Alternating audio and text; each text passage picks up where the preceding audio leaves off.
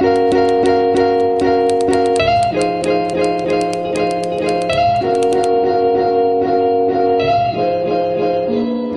es digamos, este nuevo ecosistema digital como un medio perfecto para que se difunda la información falsa? Por lo que tú has dicho, por lo que no hay un conocimiento de saber si esto es real, nos creemos casi cualquier información que nos llega. ¿Se está como creando un ecosistema para la difusión de información falsa o desinformación? Sí, es que es extremadamente sencillo a todos los niveles. Lo primero, por la enorme capacidad de difusión que tiene, por el gran volumen de usuarios cada vez más. Mira, si vemos las estadísticas echando un vistazo, por ejemplo, al Estudio General de Medios, a la audiencia de Internet, las audiencias cada vez van subiendo más en los niveles inferiores, en la gente más joven, pero también en la gente más mayor. O sea, de hecho, este año incluso se ha crecido la separación que se realizaba cuando se decía 75 o más. Bueno, ya vamos 80 y más, o sea, cada vez nos hacemos más mayores y esos también van subiendo su consumo. O sea, aunque parezca mentira, también tienen un consumo elevado. Entonces, hay tanta gente, somos tanta gente la que nos conectamos a diario, que es el ecosistema perfecto. Y por otra parte, porque es una información súper rápida, súper ágil. Piensa que antes el esfuerzo que tenía que hacer alguien para informarse estaba o bien en encender la televisión o más allá en leer el periódico detalladamente o escuchar la radio.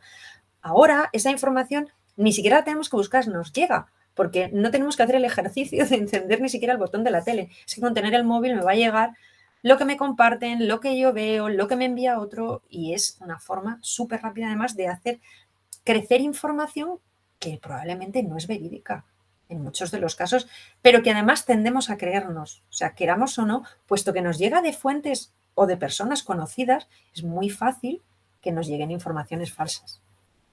¿Y qué papel juega el algoritmo dentro de todo esto? Porque al final es algo determinante. Tal y como está funcionando en estos momentos, pues tiene mucho que ver no solamente con qué tipo de información nos llega, sino cómo administra la información que nos llega y la información que adquiere de nosotros. No olvidemos que cualquier dispositivo, empezando por los dispositivos móviles que contemplan este tipo de tecnología, tienen la facilidad después de poder darnos a nosotros información suministrada, siempre dentro del ámbito publicitario, pero también del informativo, que está relacionada con lo que ha detectado o con lo que sabe de nosotros. Yo puedo ponerme a hablar con alguien de toldos y al día siguiente mi móvil, si llevo activado el micrófono, me va a sacar publicidad en Amazon o en Google de toldos. Entonces, tiene un papel determinante por cómo administra luego después esa información y cómo nos la hace llegar. ¿Y deberían cambiar, por ejemplo, estas estructuras informativas?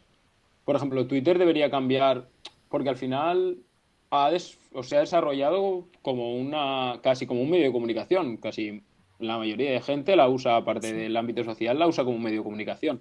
¿Sus estructuras deberían cambiar y adaptarse a lo que es un medio de comunicación real? La verdad es que las redes sociales, a medida que van evolucionando y a medida que han ido surgiendo algunas más nuevas, también, si os dais cuenta, han ido clasificándose un poco. Quizás por una parte por intereses, quizás también por tramos de edad. Ahora mismo está como muy definido. Si echas un vistazo, pues yo qué sé, a los informes que hace, por ejemplo, IAB Spain sobre los usos de las redes sociales, se ven que hay tramos de edad que se utilizan para cada red social.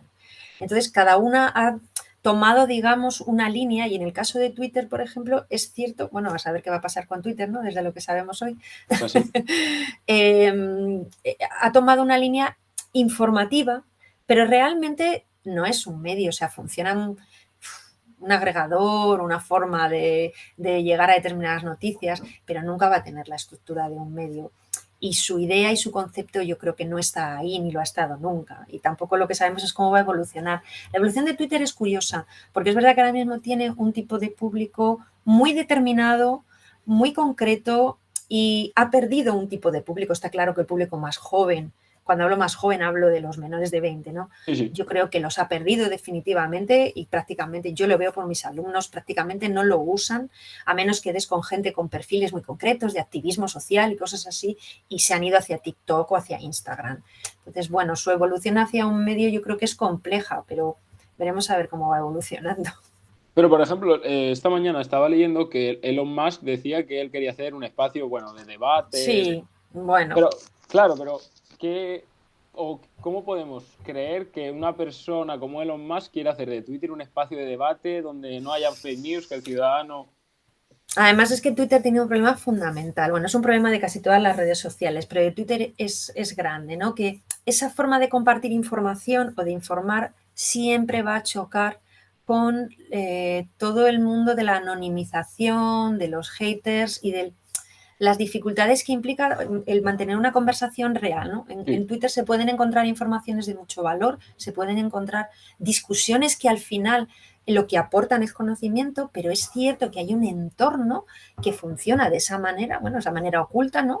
No revelo quién soy en realidad, y lo que hacen es perjudicar mucho ese tipo de sistema comunicativo, que en el fondo, pues, yo creo que desde un punto de vista constructivo sí está bien, pero como tú dices, no una sola persona, es todo el entorno. Es decir, al final, bueno, evidentemente son empresas, eso también hay que tenerlo claro. Cualquier medio también es una empresa, entonces no trabaja por amor al arte. Sí, Y sí, ahí claro, esas claro. estructuras, claro, tienen que tener al final una financiación, unos fondos y tiene que haber alguien detrás con unos objetivos claros de ganancias. Es que si no, no tiene sustento ninguno. Sí, sí, no, sí, hay que al final, pues si vive el clic, al final lo que quiere es generar clic y la estructura está hecha para generar clic, obviamente. Efectivamente, de la mejor manera posible. Luego, los usos que la ciudadanía hace de él, bueno, es que también eso es muy incontrolable. O sea, las redes sociales, si tienen algo, es que han ido evolucionando también de una forma que no era la previsión inicial. Y eso sí que es una adaptación a cómo van surgiendo y es digno de reconocer que en algunos casos nadie esperaba cómo iban a funcionar a posteriori. Pero bueno, ahí es que prever cómo puede funcionar alguna intervención es muy complicado.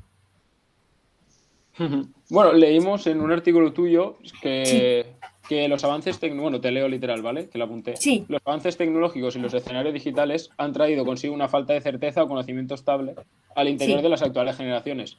Al final vivimos como en un clima de sospecha continuo que no tenemos nada cierto. ¿Qué problemas genera esto en la ciudadanía? Pues a ver, al final lo que hay, por una parte es como te decía antes, existen muchas dificultades para entender o saber qué es lo que nos están contando como real o irreal, ¿no? A ver, hemos vivido situaciones como las de la pandemia en las que los propios desequilibrios entre la misma sociedad y las opiniones, por ejemplo, en algo como es la ciencia, ¿no? Ya se han visto más que de manera palpable. Y es que al final existe también hay un término que se utiliza también, es la infoxicación, ¿no? Tenemos un sobreexceso de información que también nos lleva muchas veces a realmente no tener claro quién nos está dando la información real. Y aunque es cierto que podemos hacer grandes esfuerzos para ser críticos, también tenemos que tener presente que no todo el mundo eh, quiere a lo mejor hacer ese esfuerzo y que no todo el mundo tiene luego las competencias necesarias, porque esas competencias no son fáciles de adquirir y ni siquiera aquellos que llegan a tener una formación, digamos, que se puede entender suficiente, están libres de que nos las den con queso en algún momento, dicho así de una manera Sí, bastante sí. coloquial.